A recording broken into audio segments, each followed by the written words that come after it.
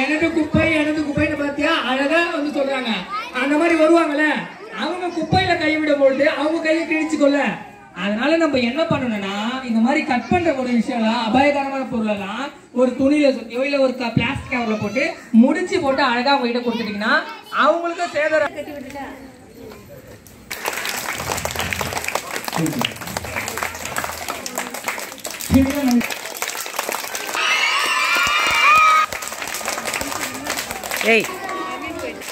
ரொம்ப அழகா வளர்ந்துருக்காங்க மக்களுக்கு.